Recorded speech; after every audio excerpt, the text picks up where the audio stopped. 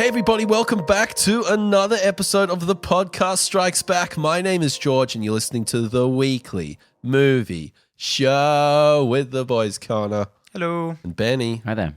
Folks, do we have a good show for you this week? Well, I'm telling you right now, we don't. Yeah. Sorry, we're all done. It's done. It's finally happened. George has lost I've his... lost the ammunition. No, we got a killer show for you guys. Got some news about Venom 2 and a guy called Andy Serkis who might be getting involved. Also got some news about a potential...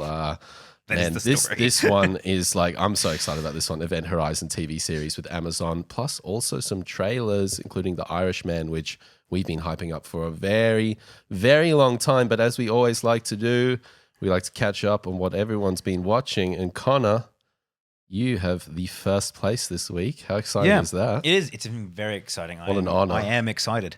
Look, I have barely had any time to actually sit down and watch a movie in the last 2 weeks, which is ironic because I've been sick for most of it. You'd think I'd have tons of time.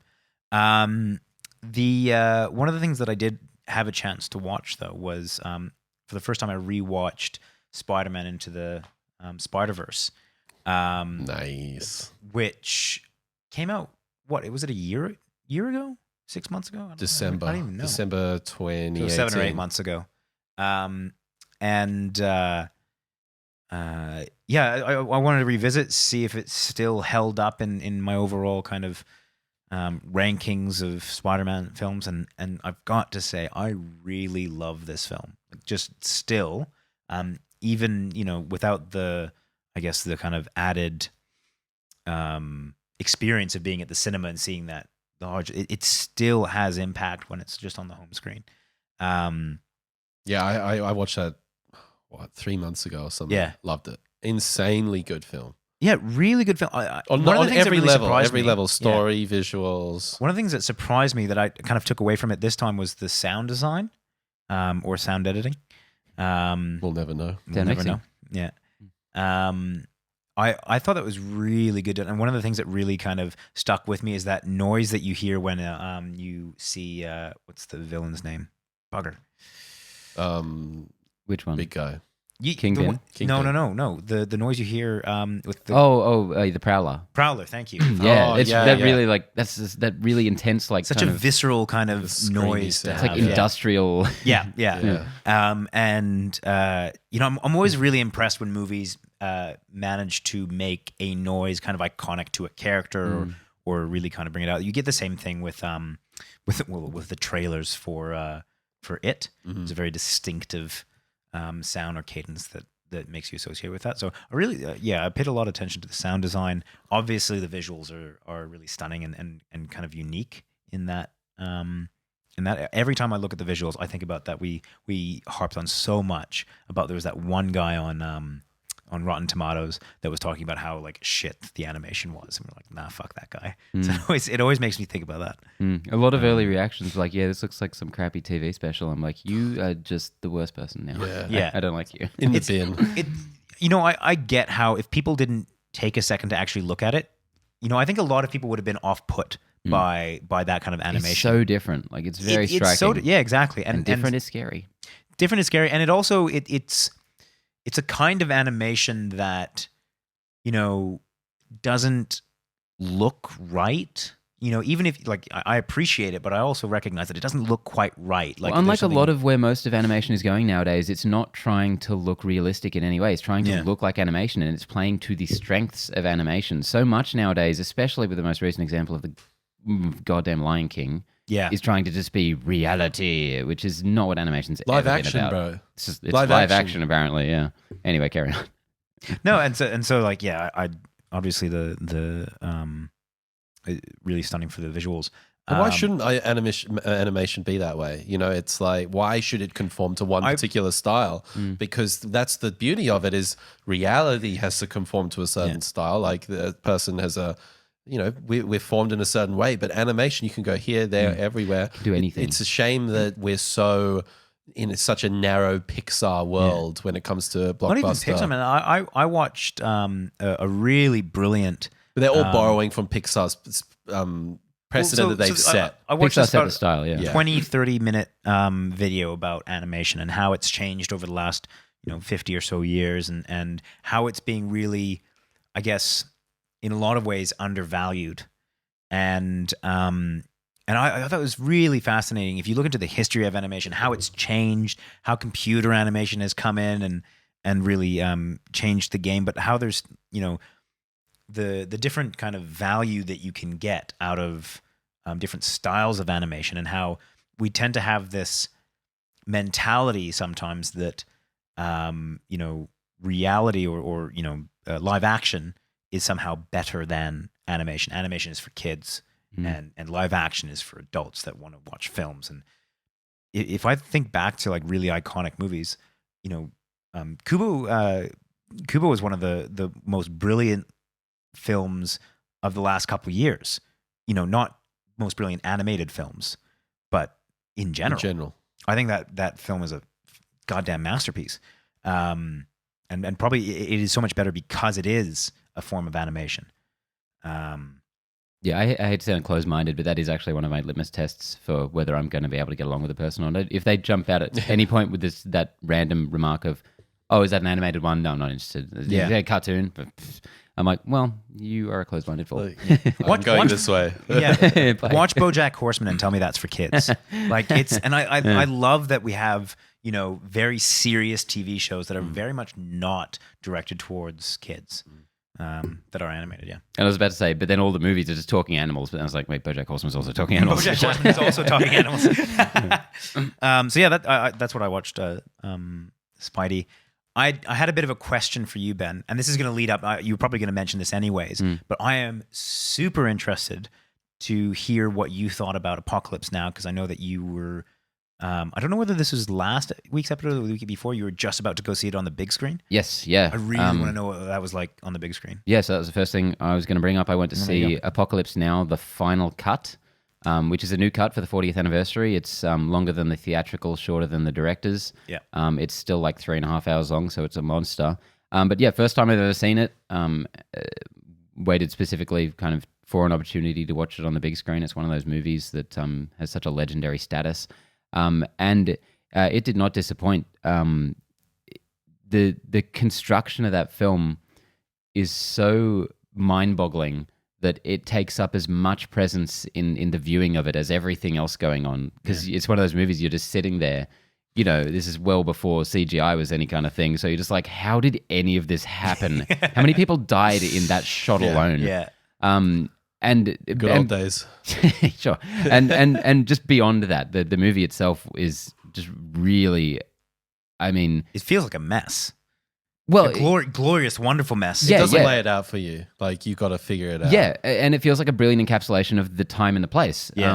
Which it's often billed as like the Vietnam War film, and it earns that. My God. Yeah. What was it like watching that? This is kind of the part two to my question. What was it like watching that, having that movie be such a so ingrained into culture and the zeitgeist, and it was just everything. Like it's kind of one of those movies that you could probably recite line for line without ever actually having seen it. So there's a lot of huge pop culture moments from it. I love the smell of napalm in the morning, the horror. Yeah. But they were, I don't know, they were kind of sprinkled towards the front and back of it. The middle chunk was largely unknown to me, so that was really fascinating. And especially the end, because everyone knows when he goes and he finds Colonel Kurtz in the jungle, and he meets him and he has his little speech, and then he's just there with him. But there's still a lot of movie left, and I was sitting there riveted, like, I actually have no idea where this is going to go from here. Oh, yeah. So it was a really cool experience. And just... all of these characters and their like little one-off lines and stuff. I wasn't aware of all of the actors necessarily though. So people would show up and be like, "Hey, holy shit, it's that guy, but 20 years younger." It's like watching Platoon. You're like, "Fucking what?" Yeah. It's like basically a who's who list of Hollywood in the early 2000s, and then they're all young and unknown. Yeah, I will say I like the front half a lot more. I thought just the construction, it was unbelievable. There's this 40-minute stretch of film which is pretty much all about Sergeant Kilgore, the napalm guy, and his troop. And surfboards is one thing I did not know about this movie that blew me away. That was such a funny little sub story in it. Yeah. And all of that, just the way it was all put together with all these helicopters in every shot, it was crazy. And the back half has this weird little detour to this French plantation. Yeah. Which kind of it was definitely entertaining and interesting, very intriguing. But by like nearly the 3rd hour mark, you're like, come on, this was like a roller coaster at the beginning. Let's get moving a bit. But yeah, overall an amazing experience. I'm so glad I waited to see it in the theater. Were you ever forced to read Heart of Darkness? Nope, not at all. Yeah, I read that in high school. Fuck yeah. So you I were on the same page. inextricably can't. I was talking to you about this, Benny, off air. I can't like detach those from each other. Like they are inextricably tied. Heart of Darkness and Apocalypse Now. Yeah. Like the reading the book and watching the movie feels like Did a you single actually read the book? experience. Yeah. Yeah. Fuck that book, by the way. Why? That's one of the most. That is one of the hardest reads I've ever had to do. Really? Yeah. I found it so difficult to get. Too many big words? Fuck man. Seriously. And read the first page of this thing. Dog. I'm someone that loves reading. Like I will plow through a book. But this book for me was just the toughest fucking read ever. Yeah, I hated it. Brave New World got me, man. I really didn't enjoy that one. Oh, really? Yeah. Is Anyway, that sorry, everything, Benji? Ben. No, I also watched for some reason Sam Raimi's original Spider-Man. Nice. Which I had not seen in many years, probably since the Blu-ray was released. And I was really impressed by how it held up, honestly. I was talking to you, George, about this just after I watched it. There was a lot of kind of early CGI stuff that I remembered from that movie that I was like, yeah, it's rough. And it's not great, but it's fairly sparse. Like there's really not that much of it. And the rest of the stuff they put in there, the practical stuff, the new camera rigs they developed to kind of simulate swinging through New York City. Yeah. It all holds up brilliantly. It's really good. The one thing that really struck me about the movie that I'd completely forgotten is how unbelievably grim it is. Everyone is so sad. Every character is so sad through that whole movie. And even by the end, they're all just more sad. Even What about Bone Storm, though? Bone Storm is ready. Bone Storm is Simpsons. You've made us look like fools. That's right. That's right. Shut up, Mom. He wasn't sad, but he's dead now, so he is sad now, maybe. Damn. What was I saying? Yes, Whoa. just the tone of that film was very interesting for what it was, the biggest blockbuster in the world at the time. Yeah. It was a really interesting kind of move for it. And it stars just a complete dork, and not even the most lovable dork. It's just Tobey Maguire being sad the whole time. But Hey. I really enjoyed it. Really Don't enjoyed be it. hating. I always had the sense that I remember when I watched The Amazing Spider-Man, that I was so much more impressed with like the web slinging in the Sam Raimi ones than I was in Amazing Spider-Man. Yeah. I wasn't sure whether that was just, kind of rose-tinted glasses for like kind of had a nostalgic feel for the Raimi ones, or whether that was because the Andrew Garfield ones were just worse, which I always thought was weird. You thought it got better. But, and you felt the same way with that? 100%. How did you feel after having seen now the Tom Holland Spider-Mans? He's been in 3 or 4 now. Did it hold up in terms of the web slinging in comparison to those? I still think Spider-Man 2 is the high watermark in terms of Spider-Man action. Yeah. It's just the most creative and well put together. I did think Far From Home did some great stuff towards the end. George, stop punching me. It's just an opinion. No, that seems is cool. Yeah, When he's on the spoilers. what would you call I it? thought they did George some, is just writing down in his notebook, Axe Ben from podcast. edit Ben out. 17th August. Yeah, I don't think in the MCU they've actually done all that much kind of inventive, amazing stuff with him. So yeah, In terms of the look of it, though, action-wise, execution-wise, though? what do you mean? I always it was weird. I always thought that the execution was better on Raimi's than with the Garfield ones. Yeah, he's such a stylish filmmaker. Yeah. There are just some iconic shots throughout those movies. Even the third one, I think back to some cool stuff he was still doing. Yeah. That third one gets a hard rap. Oh, And yeah. it deserves it. Yeah, That's a killer movie. killed a lot of Spider-Man fans, I think. Yes, it certainly did. And I hear we're getting Spider-Man form in a comic book format.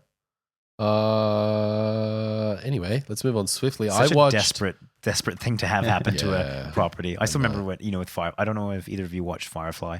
very much. But there were some answers to questions that were posed in that were in a comic book. In a comic book form, and I was like, oh, how disappointing. Devos. Yeah, I'm not disappointed by the way that the story turned out, but I was kind of disappointed in the fact that I was like, what could have been. Yeah. Anyways. Last week we reviewed the Snowpiercer trailer, and I was like, there's a movie I haven't seen of Bong Joon-ho, South Korean film director who did the original. So I decided to go watch Mother from 2009, which is a thriller, murder mystery, drama. I cannot tell you how this guy is climbing up to be one of my absolute favorite filmmakers. Similar kind of vibe to Parasite, where it invites you slowly into this story and it just gradually starts unveiling itself. And the success of it really, the way I can attribute success to this was you're following this character and she's trying to save her son from this conviction. I won't get into the details, but a lot of this film is kind of like unraveling the secrets. But honestly, like you're so enthralled with the performance, learning about these characters that the mystery takes a sidestep. And that's when I'm like, I'm in with these characters. I'm emotionally invested. Like this is film making at its absolute best. So I've now seen his whole filmography, and I cannot tell you.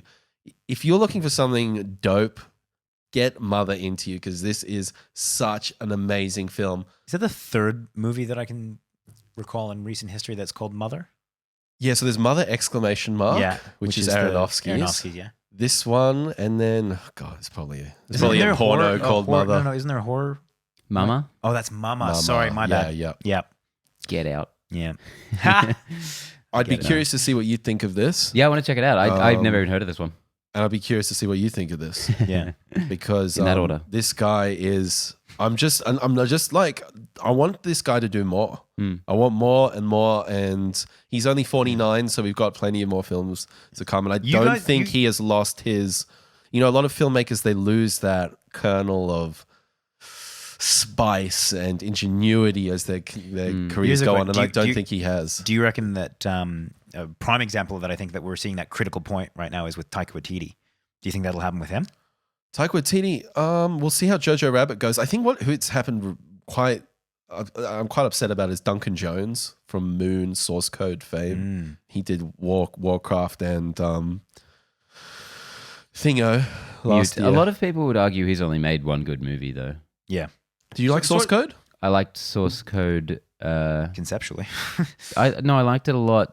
I haven't gone back to revisit it. Me neither. I know the ending was very divisive, but yes. Yeah, I quite liked it. Yeah. I'm the guy who liked Mute. So did you like Mute? Yeah. Did you love Mute? I watched it at 5 a.m. one day, and I really, really enjoyed it. Okay. And then I saw all the reviews. I was like, oh, I better not tell anyone that. And then you went on to a podcast and proceeded to tell everyone that. Yeah. Wait. Oh, re-recording shit. Yeah.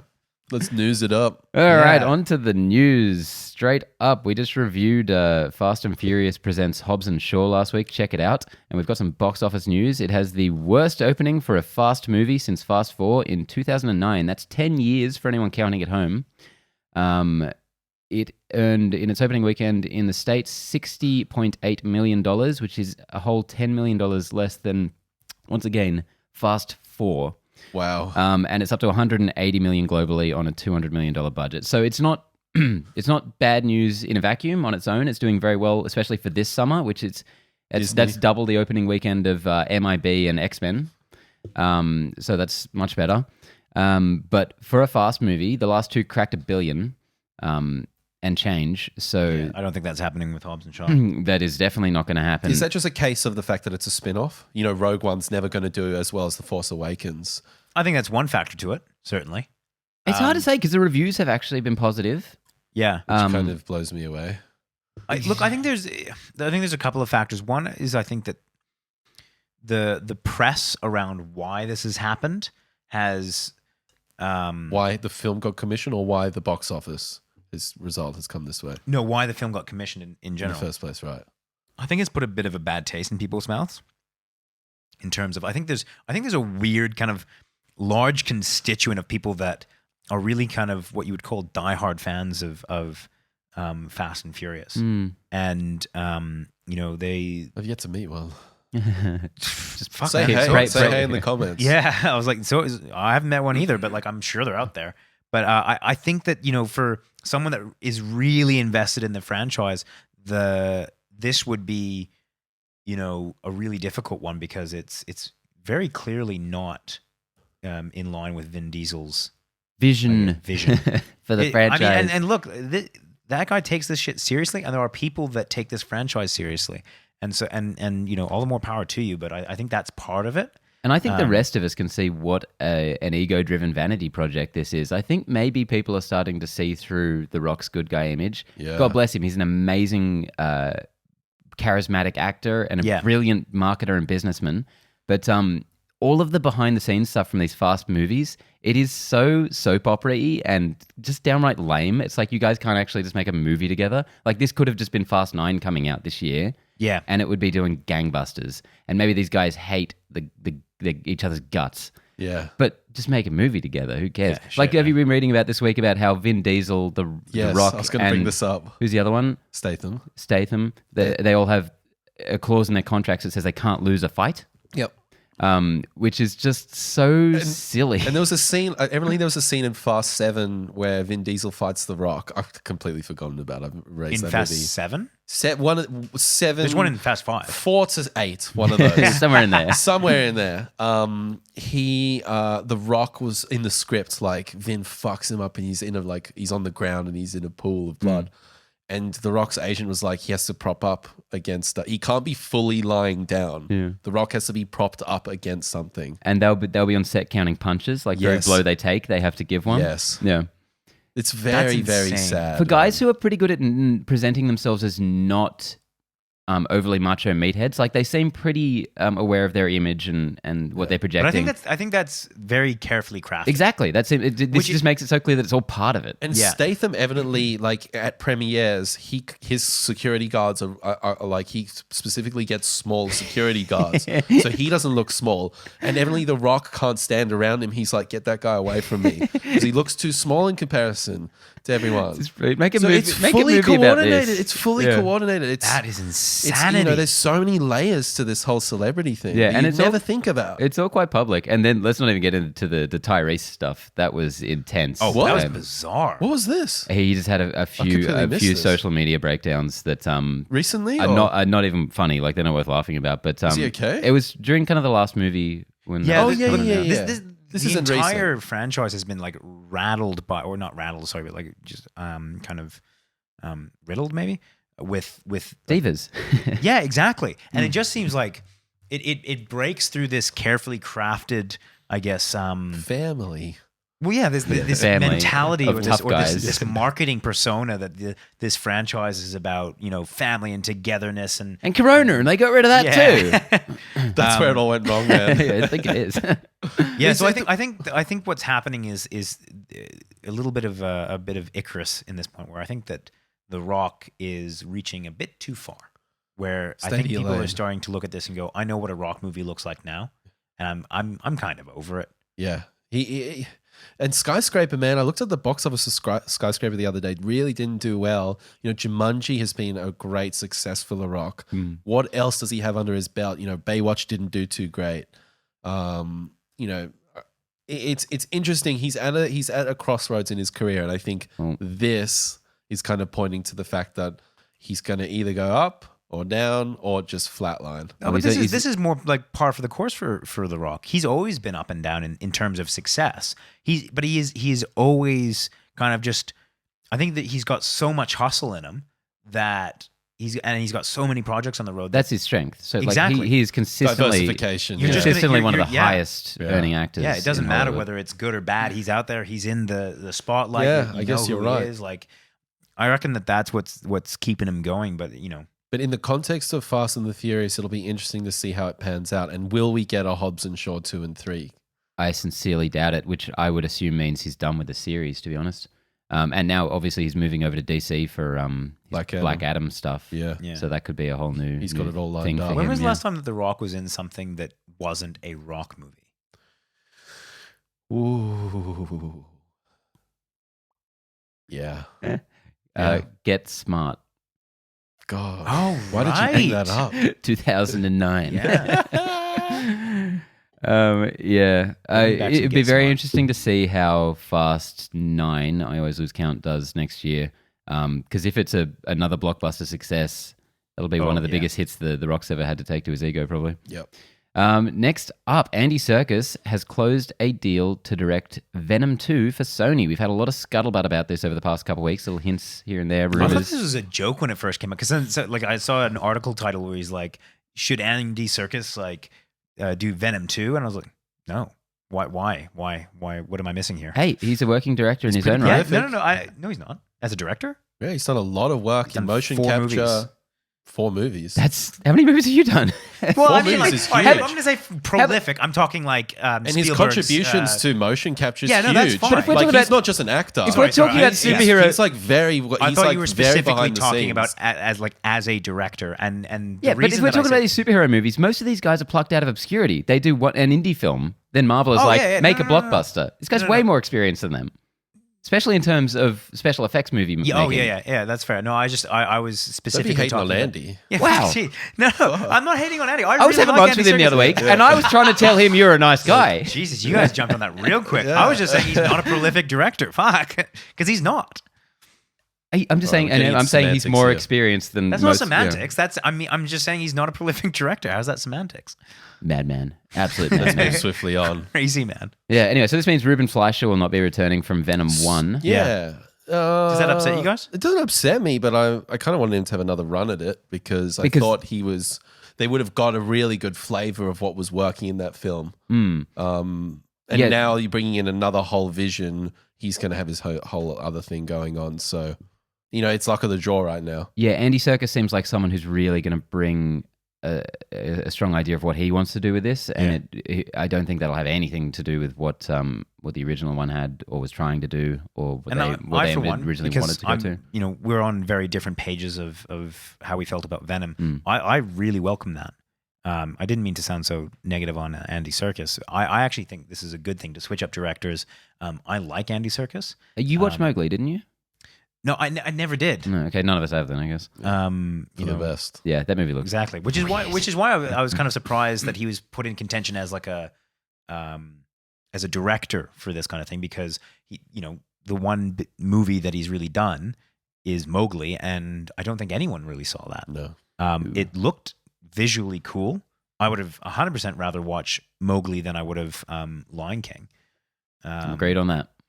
But what do you think has gravitated him towards this? Because, he has such a history in mocap and whatnot. I'm thinking like with Carnage and Venom, does he see a really great opportunity to get his teeth into some really interesting visual characters and kind of double down there? Because, I'm pretty lenient with Venom, but the CG work wasn't great. Did he see an opportunity there to really ramp it up and, so there was something there for him to take a hold of. That to me, that to me is quite exciting. And I wonder what he will bring to the suite of tools that you can do either with a Venom film. I think we can guarantee that both Venom and Carnage, or whoever is playing opposite Venom, will look better than they did in just Venom. Venom looked good. It was the other guy who didn't look so great, good. Did he though? I thought he looked great. I thought The other guy. thought the design was not the other guy. No, just Venom. I thought was brilliantly executed. I thought the design was fine. other The one was- actual finished product looked a bit wonky to me, from memory, because I haven't seen that movie since the cinema. I just remember feeling a little bit like it didn't was look pretty cool. It didn't look like it had the finishing touches on it. Yeah, and I do think, not to pigeonhole him, but I think there is definitely something to that Serkis, with his background coming to this project, and that is exciting. Because all of these superhero movies, they push a lot of little boundaries in this realm. I don't think many come along that really have that. When Doctor Strange has that one sequence where everyone's like, "This is like new as far as cinema goes." It would be cool to see someone really push those boundaries for a whole movie in some way. I don't know what he'd do exactly. I would love to see that. I'd love to see him get a healthier budget as well. I think the budget for Venom was about 80 million. So I'd love to see 150. Well, it made about 150 million worldwide, so it's fair to say that they'll they'll put some money behind this one. Yeah. I think. Hopefully he can get a good script, and Tom Hardy's an awesome performer. Woody Harrelson, I think, doctor him up, give him a bit of a different look, because I didn't like him in the post-credits scene. Recast him, and it's confirmed he's going to be in this as Cool. Carnage. So, Oh, well. fix that up a little bit. Get rid of the Ronald McDonald hair. that wig, man. What was? I mean, listen, it's all good. It's going to be okay. Everything's going to be fine. George. You have such like high hopes for this Venom franchise, and and you have such low hopes. I had It's great. well, not low hopes. I have such low expectations, which might even be better for me. Hopes. I don't want it to fail. I think you do. No, because I was really like, do. I think from the trailer, I think I was actually kind of. Was I excited for this film? I'm trying to remember. But I think we were all pretty worried. I think we were all pretty were much we? like, Okay, yeah, maybe that.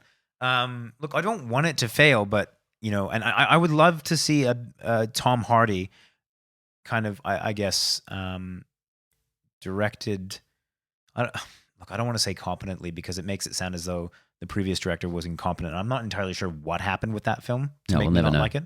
But I would love to see that performance in a movie that I thought was good, because that was the Tom Hardy performance was the one thing that I really thought was good about Venom. Yeah, he was a massive strength, and I really like him as that character. So Yeah. I'm very happy to see that continue.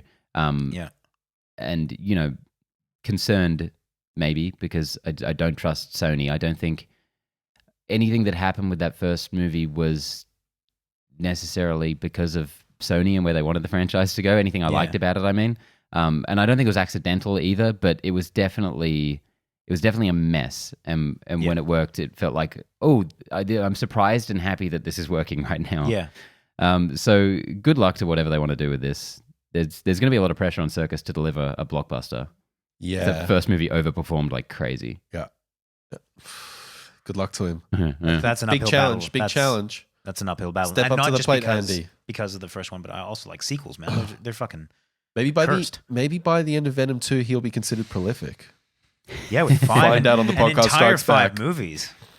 Also, this is going to be the next Sony Universe of Marvel characters movie after Morbius. So who knows how we'll all consider the Sump. Sump after Sump, yeah. after Jared Leto's Morbius comes I'm out. in for the Sump, man. I'm in. It's one of my Yeah. favorite cinematic universes. If you had to like call it now, are you giving it the thumbs up or thumbs down? Sump.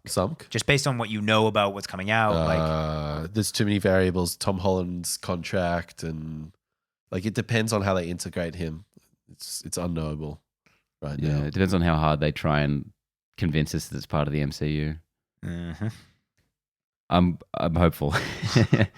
Next up, Tarantino is in talks to create a 4-hour cut of Once Upon a Time in Hollywood exclusively for Netflix. Now, he did this last year, I believe, for The Hateful Eight. Yes. He released it as a 4-part miniseries, 4-hour-long episodes that, from what I can gather, I was doing some reading today, don't really add anything to the movie. It's just, I think, some alternate takes and some just opening and closing credits and stuff.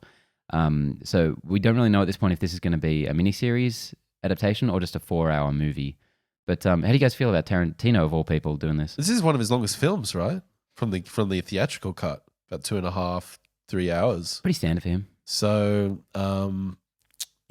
is the content, what I always think with director's cut is is it just for, slapping a couple extra scenes and it's for the diehard fans, or is this vital to the story? And I think it's probably in the former of the two.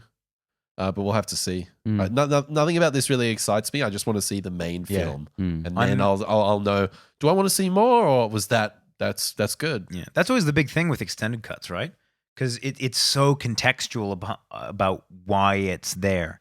Because if you look at certain ones where production got involved and they started axing shit, and the story wasn't able to be told the way that the director wanted it to be told.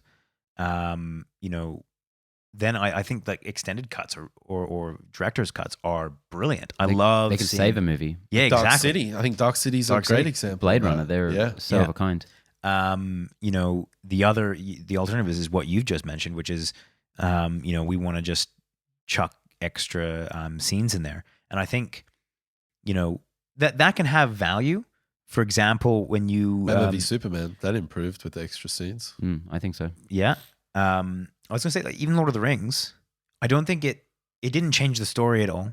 But I enjoy those extra scenes. That like those they're not superfluous to me. Those versions are definitive to me. They're the only ones I'll watch. Yeah, they're great, but they don't really change anything in the story. Like when you watch something, I don't know if you guys watched Kingdom of Heaven. Nope. The Ridley Scott one. The Ridley Scott one. Bloom. Yeah. Yeah, get it. Yeah, I've heard about that one with that one scene that they cut out of the theatrical. There are like that changes Yeah. the movie significantly. I've heard a lot about that actually. And you kind of I watched the original one a couple of times. I really enjoyed that movie when it came out. And then subsequently watched the longer version, and I was like gobsmacked by the fact like the second one makes so much more sense. You're like, there's character motivations that you're like, oh, well, this actually makes sense now. Right. Like before, you were kind of looking at some of these characters going like, the fuck? Like, why would you? I've read a few interviews with Ridley Scott talking about how the director's cut was his vision. It was truly a director's cut. Whilst when you look at Alien was just he slapped in a couple extra scenes.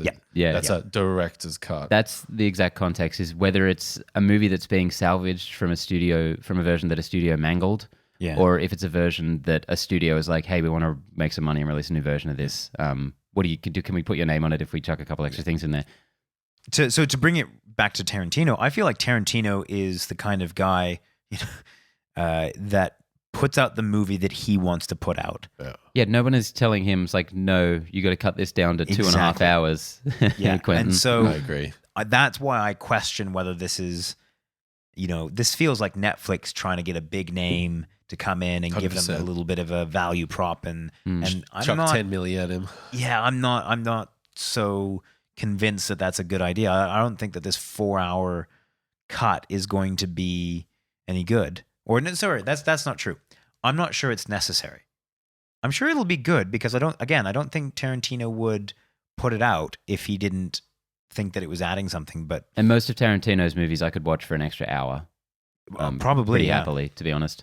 I would prefer him to do something original. I'd rather him, maybe even Once Upon a Time in Hollywood, in that setting, in that time, a whole different bunch of characters, and maybe they bump into Margot Robbie or something. The Once Upon a Time in Hollywood shared universe. I'm gonna give that a definitive no. Something like that would be more interesting to me. Anyway, we'll see how it turns out. And again, it depends on if it changes the story or if it, Yeah, just as a quick coda, when I was watching Apocalypse Now the other day, they had a little intro from Francis Ford Coppola at the beginning. Okay. Who's quite old now, and I was worried that he was just going to get up there and just be like, oh yeah, they wanted me to make another version, so I thought, why not? I'll do something. But he just had this really good. He seems so laid back, which really surprised me. I'd never seen him talk before.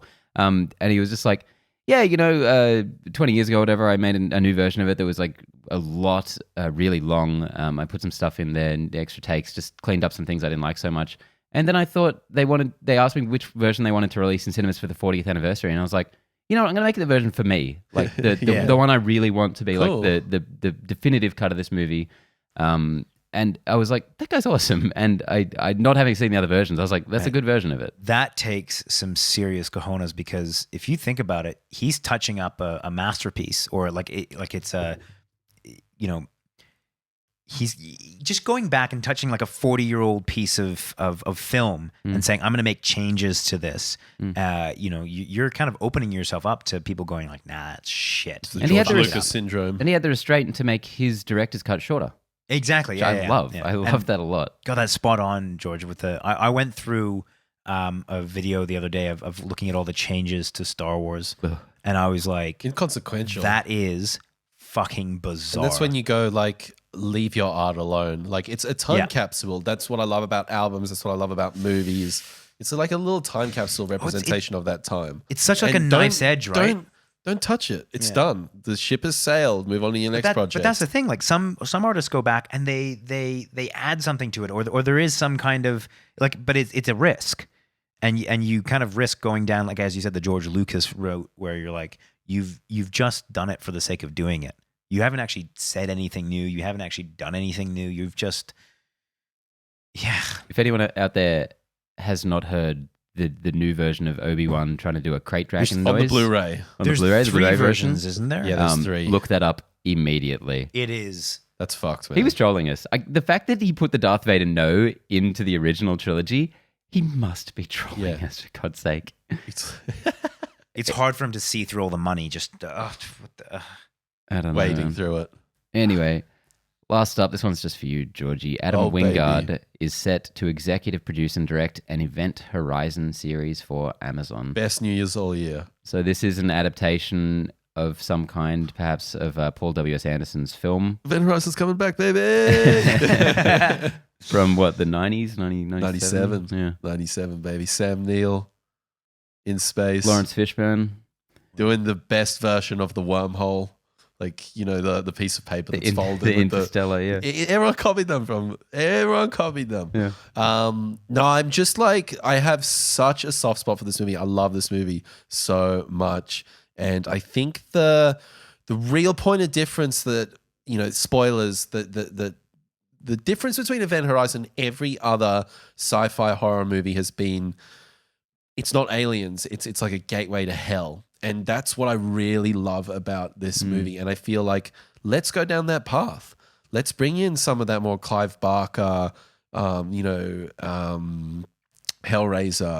like fucked up vibes that were hinted at here. You know, there's so much potential. And there's also stuff with light speed travel and like the baseline is there to sort of take, you know, 20 years of sophistication and developments in film technology and storytelling, take some of those ideas, extrapolate on them, and build something more contemporary. I think it's there for the taking. It's just if there's the right team involved, that's really the linchpin to the success of this. This is a director I quite like. He did the most recent Blair Witch, which I did not see. Everyone seemed to hate that. I didn't mind it. Cool. I didn't love it. He also did, though, You're Next and The Guest.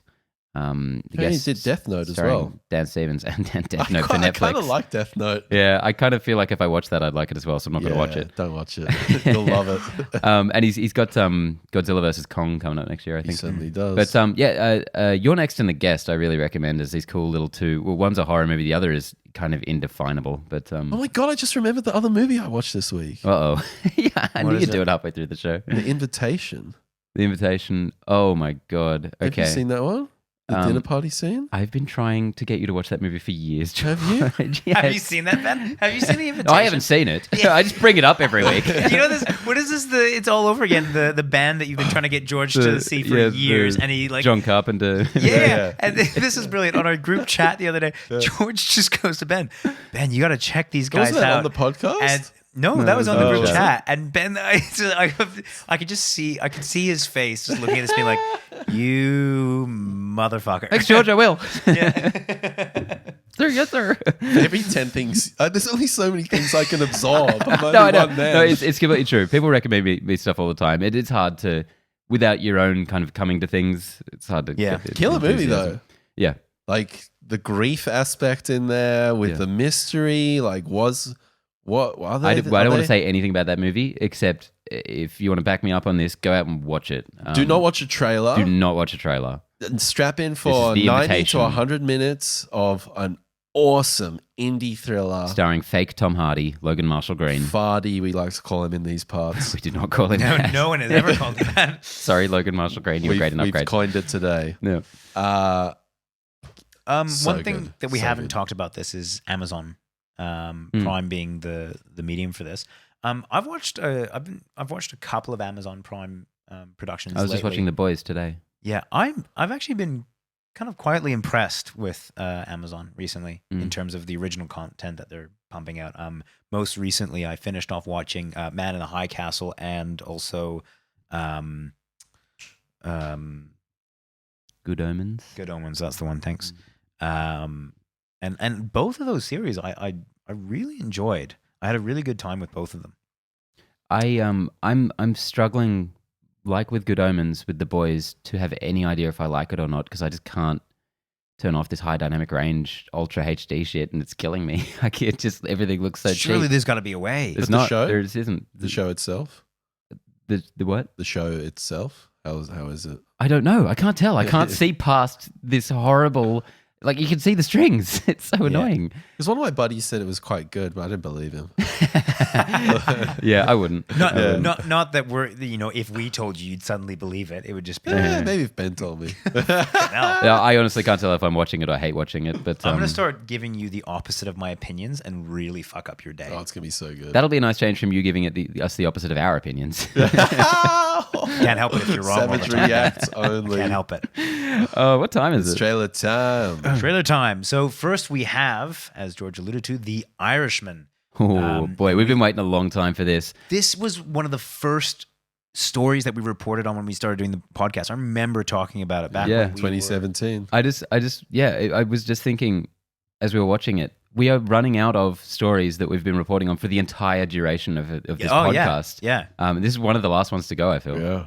Yeah, and it was one of the first. And I mean, this is a movie that I am worried will have such high expectations that it's kind of put on itself, to be perfectly honest. Like, this is its own fault. But that will never be able to live up to what it Striving to be. Yeah, what it promises to be. Just in not even like what it kind of not even what it tells you it's going to be, but just what is implied by the fact that it's a Scorsese film with Joe Pesci and Robert De Niro and like Al Pacino. Yeah, exactly. Like that movie, just on that cast and the director alone, that has such high expectations. I'm like, fuck. This movie has been so touted as the movie where Scorsese is spending $200 million to de-age his friends.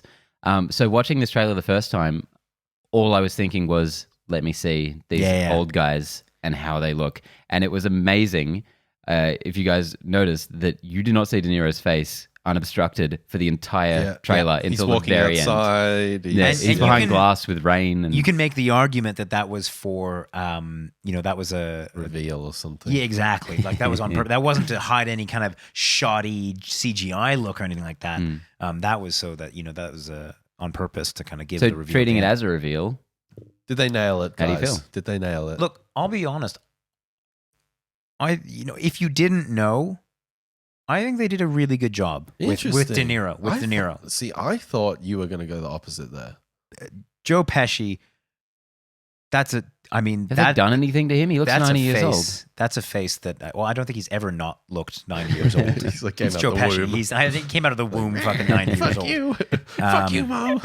Yeah, funny how. Yeah. And that's the thing. Like, Joe Pesci is a weird looking guy at the best of times. Like, fuck. No, I was zoning in so hard on this, and I thought to myself, they didn't nail it. That looks like de-aging. It's not bad, but that's not the thing. nailed. But you can see it. And it's been so kind of hyped up. It's been what a lot of people are talking about, that it's just hard not to be, 2 inches in front of the screen, like examining it with a microscope. And it's not as if that was not the time. It's not as if that shot has not had a lot of hours plunged into it. Like, they've known for several months that this is going to be one of the main shots and reveals in the film to actually get a look at Robert De Niro. They've constructed the trailer around this reveal. And it was like, oh man, he's looking a little pixely. A little pixely right now. Bit of Vaseline on the lens there. Eh? Yeah, and also I guess the main takeaway from this for me was I don't feel like I've learned anything. Like Pesci, De Niro, Pacino, Scorsese, gangster movie.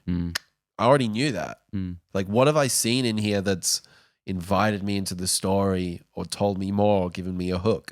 I didn't think it was that great of a trailer, to be honest. I'm no less excited for it, But you should be more excited for it certainly after a trailer. No, Goodfellas, I should be feeling like Goodfellas 2 is coming out. This movie is being sold, as I said, on those 3 actors and the director. I mean, that's what, if people are going to see it, that's why they're going to see it. And I think this is like footage that Scorsese is like, oh, fine, if we have to have a trailer, you can have this footage. Fine, fuck it. But he knows people are gonna they're gonna fill these seats because it's Martin Scorsese directing Robert De Niro and Joe Pesci and fucking Al Pacino. Like, I mean, that's the why. Seats, they're gonna fill the seats at home as this is a Netflix film. You know what I mean. Yeah, no, I just mean that's a really important point about this movie is it's a Netflix movie.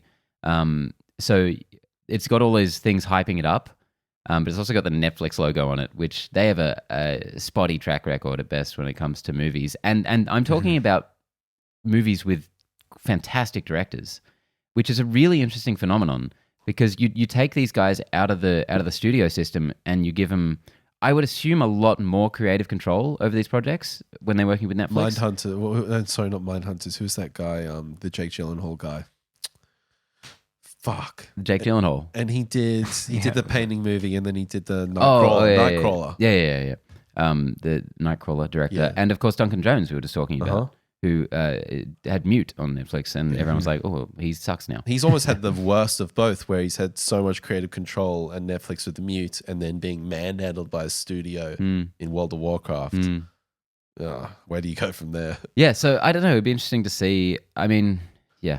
Look, I'm just sorry, guys. I'm just going through this again, and to be honest, for a close-up shot, I'm actually quite impressed with the de-aging. I completely don't think it looks bad. I just think it looks like de-aging, which I find distracting at the best of times. But I think that's also like I think that's half my of that sentiment is that as well. you know in your mind it's de-aging. Like if this wasn't something that you were paying attention to too closely, or if this was just a random scene, It almost looks like a around others. PS4 cutscene or something. No, it doesn't. No, it doesn't. It's got that sheen to Yeah, it. and that's fantastic. Like on behalf of the artists, that's great.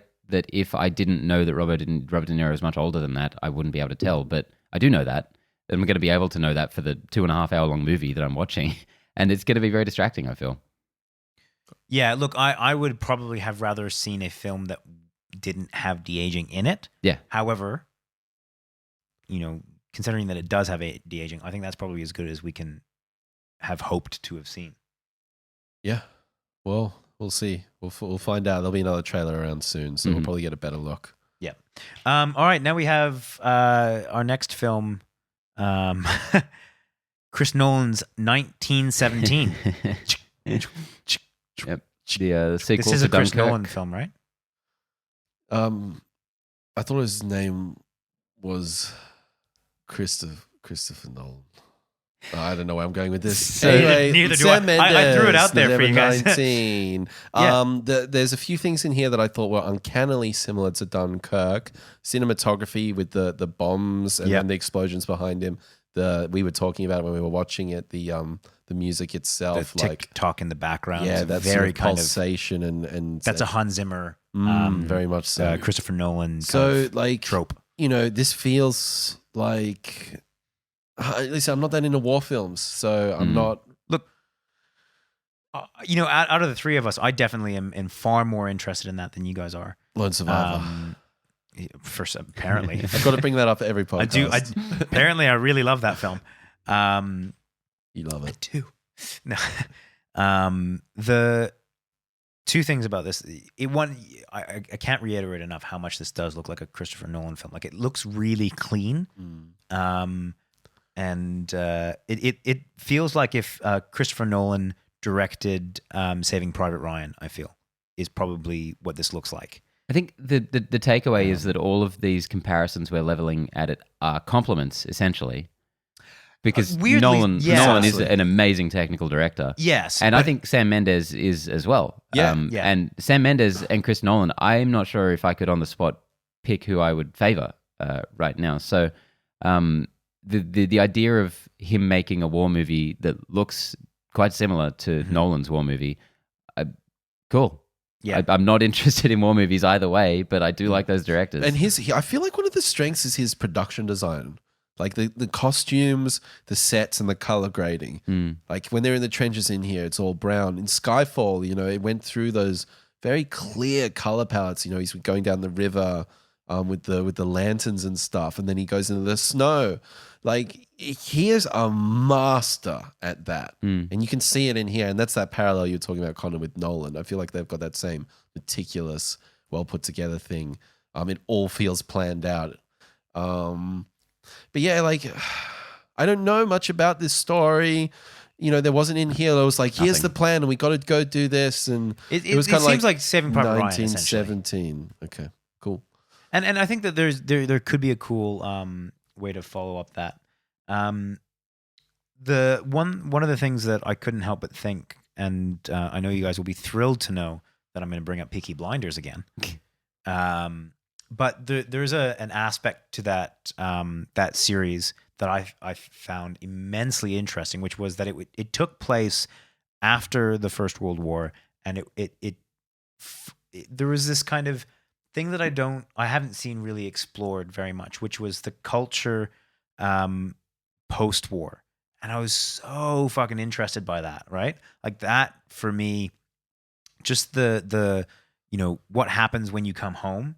How does that affect how you interact in everyday life, and not necessarily from like a PTSD aspect, although there is aspects of that, but just in terms of like if you were interacting with someone that hadn't been to war, like there was this kind of camaraderie. Like if you were in the trenches with the other guys, then you were in. Yeah. Like and they use that for conscription. That was a big part of the narrative. Yeah, exactly. So I mean, weirdly enough, watching this, I was like, the actual war seems to hold less interest at the moment after watching Peaky Blinders. Like there's so much more to delve into, because you can find a million movies about World War I and II, but there isn't as much around like before and after or what happened back home and that. So it's just an interesting thought that when I was watching this, I was like, I'd kind of rather explore what happened after. If it was called like 1919, you'd be in with a shot. I'd be there. so into that, yeah.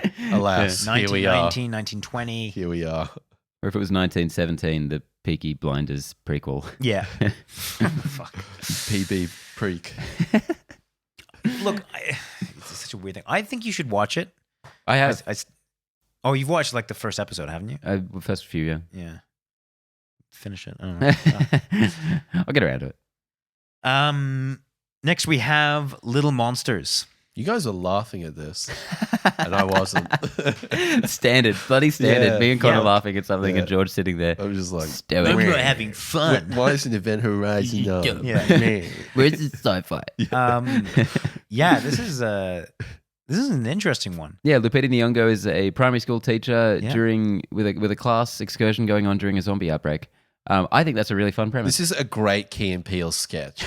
This is a great Key and Peele sketch. But as a whole narrative, a whole film, can this be explored to that depth? Does this concept have enough weight in it for a full movie? Not sure. And the they trailer, should definitely do a zombie not sure. comedy about a couple of guys getting to a pub. That has much more depth to it and work. more material to work off of. Oh, so much. I can see your vision right now, man. Yeah, I can see it I so can see clearly it. in my mind. We'll call it the Winchester. Yeah. I definitely get what you're saying, George. It's the zombie comedy sub-genre, amazingly enough, has been done to death. What the fuck?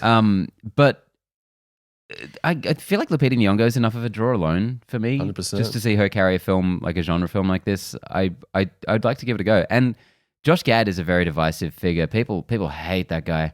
Why do people hate that guy? I don't know. He's kind of overexposed, maybe. But yeah, he's getting there. He's Mark Strong level. He's almost at that Mark Strong level. and he played a Disney sidekick, which I think tires people out pretty quickly as well. Yeah. I liked him in this. And his at the very joke least. where he bit the baby. I like. Yeah, I thought that was funny. Can everyone at home hear my face? Fairly? Humorless husk of a man, George. No, I thought he was funny. I you know what? This feels. I'll compare it to Shaun of the Dead. You'll compare this to Shaun of the Dead. Oh no! I'm going what I'm about to say is comparing it to Shaun of the Dead. Is that the humor feels a lot more, I guess, American, which seems odd because I think most of them have English accents. Like I was not weirded out, but I was kind of trying to figure out where this is, set. But it feels a little bit more slapstick, kind of more in the Physical. Zombieland. Style of comedy, which, you know what, I still really like Zombieland, I think this definitely has potential. At the very least, it looks like they're going all the way with how gruesome it is. Yeah, and violent. Like if the trailer looks this intense, then the full movie should have some gnarly stuff in it. I'm very interested to see what they do with a bunch of I was also primary school kids in a zombie situation. I was a bit weirded out. Not weirded out. I was at the beginning of the trailer. They said, we've got another zombie outbreak, and the guy goes fast or small. So I thought that this was going to take place in a world in which this kind of thing happened often. Like people were aware of what zombies were in like a very kind of real sense. And I thought that was super interesting. And then towards the end of the trailer, it seemed as though, no, that maybe this is like every other zombie movie, which is like, this is the first time it's broken out type thing. But I loved the idea that, you know, zombies break out every couple years or something. And the army has a contingency plan for both small, slow and fast zombies. Could be something they keep under wraps. Which I think would be something that, fun to explore if the military kind of play a bigger role in this. And I think that'd be really interesting. So if they come at it from that angle, I think that's super cool. Enjoy it, fellas. Tell me how it goes. Did you watch that Adam Driver and Bill Murray one? The Dead Don't Die. We missed that one at this. That's coming out later this year. We missed that at the festival. Yeah, they got mixed reviews, didn't Mixed. Very. Okay. Next we have The Lighthouse. This is what it's all about, baby. From David Eggers, the acclaimed director of The Witch, or The Witch. The Witch. The Witch. Connor's favorite film. Anyway, Spoilers. we're not talking about The We're Witch. not talking about The Witch at all. We're talking about The Lighthouse, which I think looks amazing. This is the story of a girl. Can I ask you why you think it's amazing? Everything about it just really is right up my alley. I don't know. I think just visually it is stunning. I know you really hate black and white and consider it a gimmick. I hate it when it is a gimmick. Yeah, sorry. Okay, well, but it's always going to be a gimmick for you. That's the impression I got from you. Anyway, I think here it looks just beautiful and painterly and gothic, and even the aspect ratio is so constrictive. 4:3, yeah. Yeah, and it makes it, I don't know, feel the isolation just feels so real. It gives it really that kind of classic look, particularly with the shots. Like there's a lot of really static shots that are close up of someone staring pretty much right into camera, and that is not a tactic that you see very often anymore. It feels constricting. It feels claustrophobic. Then Willem Dafoe and Robert Pattinson, I absolutely love, and the idea of this two-hander that just them playing off each other for a whole movie is brilliant. I thought there's God, I just watched the trailer. I could have sworn there was a third actor in I thought there. it was just them. Incorrect. Then there's this chant that is going on through it, which is just so weird and creepy and Lovecrafty, and then not to mention there's just random shots of like tentacles and shit happening. Yeah. Like, oh my God, I'm a huge Lovecraft fan. Not all the racism. Fuck that guy. Oh no, there is a third person. Oh my God, who is it? Oh, never mind. Mm-hmm. But that's really weird. Sorry, I could have sworn that Robert Pattinson was who's the guy from what is wrong with me today? My brain has just gone like completely flat. The spin-off of Star Wars, Rogue One. What's the main spy in that? What's his name? Cassian Andor? Yeah, the actor. Diego Luna? Yeah, I could have sworn he was Diego Luna at the beginning. That's bizarre. Okay, that's why I thought there was 3 people in this. Is that racist or not? I can't tell. I don't think it is. It's a black and white nowadays? film. No, I could have sworn that one of the earlier scenes that Robert Pattinson was him. You know That's what? bizarre. You know what? I can't remember. It was like one of those Hollywood actors roundtables, or it was an interview with some actor. Maybe it was Downey Jr. or somebody. I can't remember, but it was a big, prolific actor. And they were talking about how the question was basically, what's the difference between an independent film and working on a big budget film? Yada, yada, yada. Pretty typical answers. But there was something really interesting in there with like the actually delivering on the craft that you're known for. So like when you're on set for a Marvel film, like there's so much going on. Like you just got to dial it in when they tell you to. But you can see and feel it in this Lighthouse film. Like these guys were in a room just acting, and really like kind of sinking their teeth into their craft. And I feel like I can feel that in this movie. And that's the kind of film I'm really kind of gravitating towards these days. And you can see them enthralled and wanting to really convey what they want to convey. And then there's this bit right at the end of this trailer where he's like, Robert Pattinson, or I can't remember who said it, was like, have we been here 2 days or 5 weeks? And I was like, this is the shit. You have got me. I am unbelievably excited for this. Yeah. Like the exploration into these two characters and what's going on behind the scenes. And there's probably not even going to be something that cool revealed. It's not going to be like there's some curse or something. It's just going to be like The Witch. It's unexplained. It's, you know, I'm very, very excited for this. And there was one shot where it almost like looked like a miniature with the lighthouse and the island. It like had this compositing kind of matte painting feel to it. I just get a kick out of that stuff. So yeah, I'm sold. This has jumped very highly onto my most anticipated list straight away. I've been hearing Billy put something up about this the other day, and I was like, like he's excited for it. That's great, but now I'm fucking excited. Well, I've been hearing plenty about it because this is his follow-up to The Witch, which was years ago at this point. 2015. The fact that he's taken that long to craft this makes me really excited because if nothing else, the writing, the dialogue of The Witch was amazing. So the idea of seeing it's these also the two fact actors, that it's voiced by the main actor's name. Yeah. I'd one of the listen most to him amazing all voices. day. Like, Yeah. you could butcher the dialogue and I'd just be like, that was amazing. That was beautiful. Yeah, but the idea of seeing these two guys deliver that is very enticing. Yep, I'm pumped. This is my best trailer of the week. I'm going to say it now. Yeah, we should start doing that award every week. Yeah, I've started doing it, so you can follow me. Nice. This is my best trailer of the week. Oh, yeah. I am, I'll watch it. Good. That's all we want to hear. Yeah. Next we have Mindhunter Season 2. George, I'll give it to you because I have not watched. Chris Angel's Mindhunter. You watched a different trailer than us, I think. Yeah. I loved season 1 of this, and I've been hungry for season 2. Nothing in here really looked that great, but just purely on the strength of the original series. Is Fincher back? Do we know? Yes, he certainly is. Very I good. think he's doing a few episodes, not just one. Nice. So, hey, listen, I if you saw the first season, you're in for this one, guaranteed. And this isn't a great trailer, though. It certainly is not a great trailer. It's almost like an announcement piece. This is coming out. Yeah. Be prepared. It's hard to cut a trailer for a second season of a show because I haven't seen the first season. I don't know what I would be getting out of this one way or another. Totally. The big year for bloody Manson and same actor playing him in Once Upon a Time in Hollywood. Oh, for real? Yeah, the Australian guy from Justified. Huh. Interesting. Always weird when that happens. Bloody So I think good maybe on they're him. part of this is another cinematic universe we got That's to look out it. for. Yeah. The Fincher Tarantino hybrid. Yeah. All right. Next we have Undone, which is another Amazon Prime, I believe, radioscope style film, which is. Was there ever a time where radioscope was like actually really big? Rotoscope.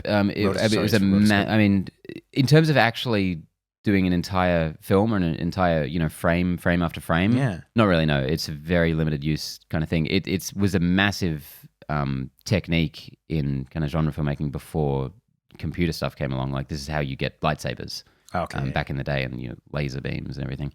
But yeah, as far as feature films go, there's pretty much just A Scanner Darkly and Another one he did Waking Life. a few years later, right? No, Before I that. haven't seen Waking Life. Okay. Yeah. And as such, being such a limited market, this is the same Austin, Texas-based team working on this, I believe. Wow.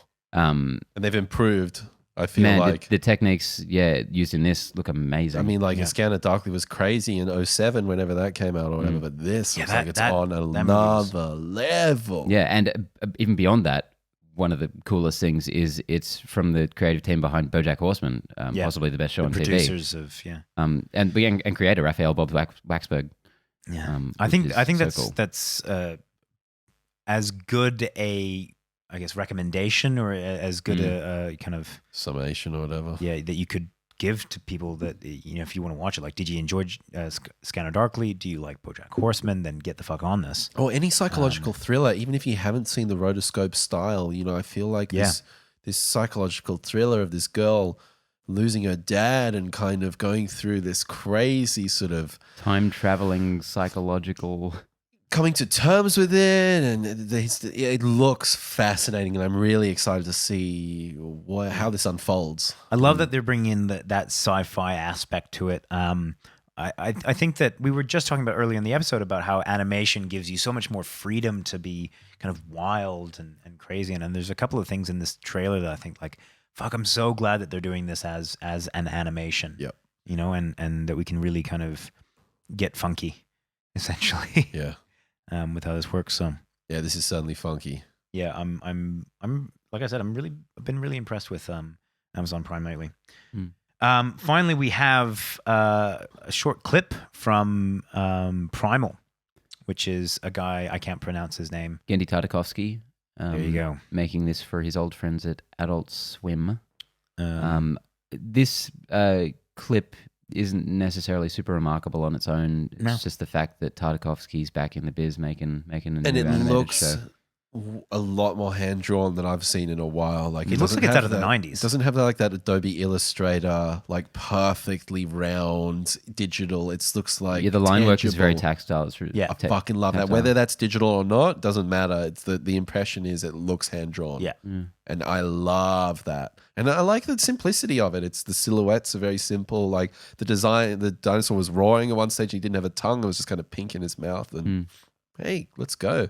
Looks cool. Yeah, and I love like we said at the beginning of the episode. I love that animation is getting, at least in some circles, the respect that it deserves, and as a result of that, we're getting different styles that are coming out. Like there is a market for multiple like different interpretations of things, and that's what I really loved about what is it? Love, Death, and Robots. Love, Death, and Robots. Yeah, that Netflix anthology series that display different flavors, different artists telling different stories, or at least different styles.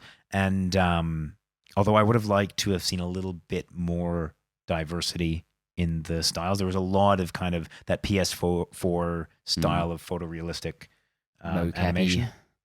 If you want to see something really wild, almost to like sense overload, Tartakovsky directed a short kind of proof of concept clip of a Popeye movie that never got made. No. I think this was after his Hotel Transylvania movies. Shut your mouth. And it is insane. What style? 3D CG animation. Cool. Yeah, and but it's just like he did some really amazing stuff in those Hotel Transylvania movies in terms of kind of pushing the limits and boundaries of what 3D can do and making it look like 2D animation.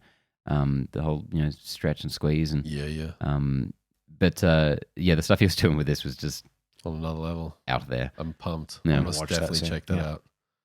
All right, folks, let's cap it off with question of the week. So we've got 2 little rapid fire ones. And if you guys have a question for us, hit us up on Facebook, Instagram, YouTube. We'll answer them all. Don't you worry. And we love hearing from you guys. First one from Katie. Hey, Katie. How did you come up with the name The Podcast Strikes Back? I'll take this one because this was my mate, Matt Pico from Rode, when I used to work at Rode Microphones. I said to him, bro, you always come up with the names, man. Tell us the name. And he goes, The Podcast Strikes Back. And I was like, that's it. Boom. I messaged you guys. Everyone was in.